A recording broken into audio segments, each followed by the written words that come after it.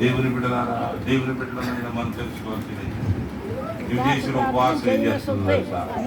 నీ బాధను తీసివేయటమే కాదు, నీ బిడ్డలను కాపాడటమే కాదు, నీకు అధికారం ఇవ్వటమే కాదు, అనేకమైన ఆశలు అనేక గొప్ప కీర్తి కలిగేటట్టుగా చేస్తాం. దీనికి కారణం ఏంటో తెలుసా? చెప్పండి.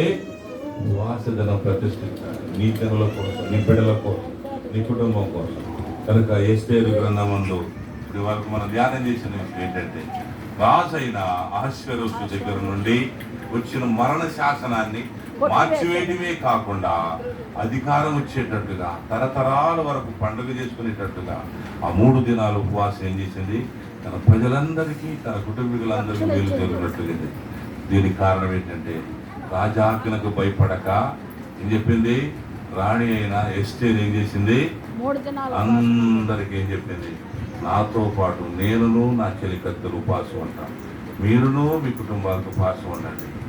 ఎప్పుడైతే ప్రకటన చేసిందో వారందరూ ఉపవాసం ఏమైంది? యూదులందరికీ పండగే కాకుండా యూదులందరికీ అధికారము, యూదులందరికీ బహుమానాలు ఇచ్చుకునేటట్టు, యూదులందరూ తరతరాలు పండగ చేసుకునేటట్టుగా. అలాగే దేవుని బిడ్డమైన నీవు నీ బిడ్డలతో, నీ పని ఖర్చులతో, నీ ప్రజలతో, నీ బంధువులతో ఏం చెప్పాలి? మన బాధలు పోవటానికి మనం నిబంధన చేసుకున్నాం. దేవుని యుద్ధ విచారణ చేసి రాజుగా నడుపు, ప్రార్థన చేసి ప్రయత్నం చేసినట్లయితే, ప్రార్థన చేసి నీ యొక్క ఉద్యోగ ప్రయత్నాలు చేసినట్లయితే, ప్రార్థన చేసి వ్యాపార ప్రయత్నం చేసినట్లయితే,